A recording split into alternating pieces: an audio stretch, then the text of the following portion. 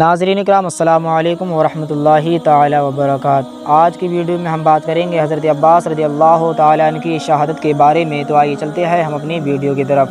برادران اسلام، اب وہ وقت آ گیا کہ امام علی مقام علیہ السلام کے علم بردار حضرت عباس بن علی رضی اللہ تعالیٰ عنہما امام پاک سے میدان میں جانے کی اجازت طلب کر رہے ہیں اور عرض کرتے ہیں، بھائی جان، سارے بھائی بھتیجے اور بھانجے تو بھوکے پیاسے جام شہادت نوش کر لیے، مگر اب ننھے شیر خوار بچوں کا پیاس سے تڑپنا اور ان کا بلکنا مجھ سے نہیں دیکھا جاتا۔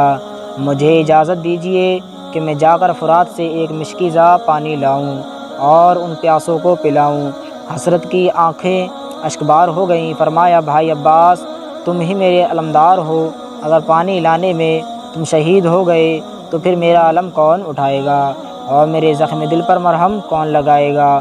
عرض کیا، میری جان آپ پر قربان ہے، مجھے پانی لانے کی اجازت ضرور دیجیے کہ اب ننھے بچوں کی پیاس کی تکلیف میری قوت برداشت سے باہر ہے۔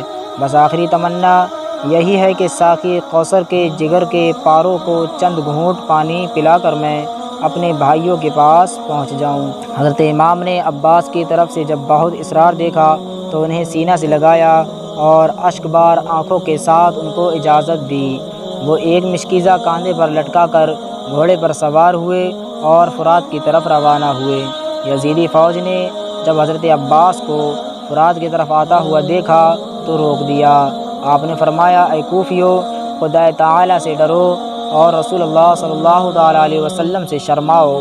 افسوس، صد افسوس کہ تم لوگوں نے بے شمار خطوط بھیج کر نواسۂ رسول کو بلایا، اور جب وہ سفر کی مشقتیں اٹھا کر تمہاری زمین پر جلوہ افروز ہوا تو ان کے ساتھ تم نے بے وفائی کی، دشمنوں سے مل کر ان کے تمام رفقا اور عزیز و اقارب کو شہید کر دیا۔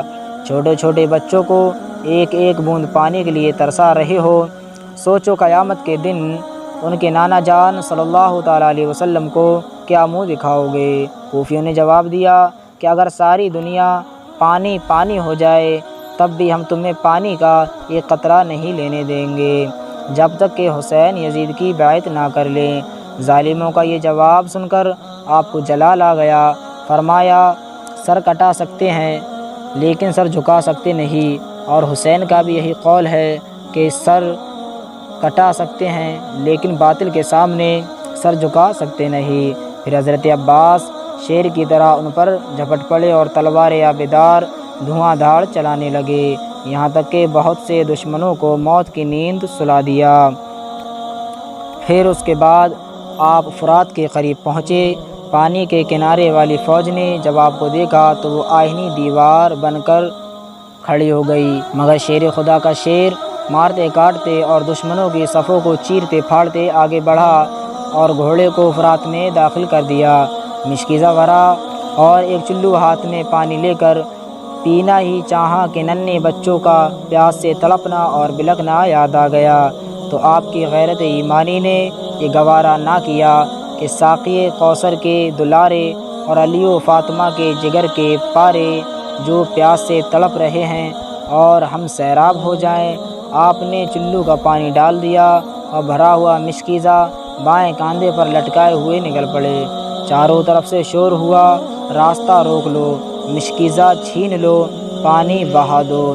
اگر حسین کے خیمے تک پانی پہنچ گیا تو پھر ہمارا ایک سپاہی نہیں بچے گا، سب کی عورتیں بیوہ ہو جائیں گی اور سارے بچے یتیم ہو جائیں گے۔ اور حضرت عباس اس کوشش میں رہے کہ کسی طرح اہل بیت نبوت کے پیاسوں تک یہ پانی پہنچ جائے۔ جب دشمنوں نے آپ کو چاروں طرف سے گھیر لیا تو آپ نے بپرے ہوئے شیر کی طرح حملہ کرنا شروع کر دیا۔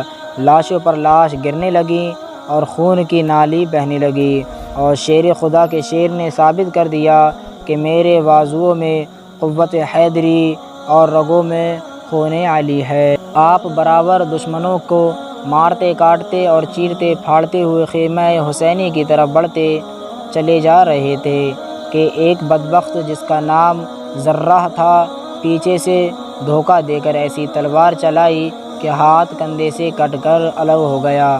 آپ نے فوراً داہنے کندھے پر مشکیزہ لٹکا لیا اور اسی ہاتھ سے تلوار بھی چلاتے رہے کہ پھر اچانک نوفل بن ارزق خبیث نے داہنا بازو بھی کاٹ کر الگ کر دیا۔ اب آپ نے مشکیزہ کو دانتوں سے پکڑ لیا، مگر مشکیزہ کا خیمہ حسینی تک پہنچنا اللہ تعالیٰ کو منظور نہ تھا۔ ایک بدبخت کا تیر مشکیزہ میں ایسا لگا کہ پار ہو گیا اور اس کا سارا پانی بہہ گیا۔ پھر ظالموں نے چاروں طرف سے گھیر کر آپ کو زخموں سے چور چور کر دیا، یہاں تک کہ آپ گھوڑے کی زین سے زمین پر آ گئے اور یا اخاہ ادرکنی فرمایا، یعنی اے بھائی جان میری خبر گیری فرمائیے۔ امام علی مقام دوڑ کر تشریف لائے، دیکھا کہ عباس علمدار خون میں نہائے ہوئے ہیں اور عنقریب جام شہادت نوش کرنے والے ہیں۔ شدت غم سے امام کی زبان پر یہ کلمات جاری ہوئے، الانا انکسر ظہری، اب میری کمر ٹوٹ گئی۔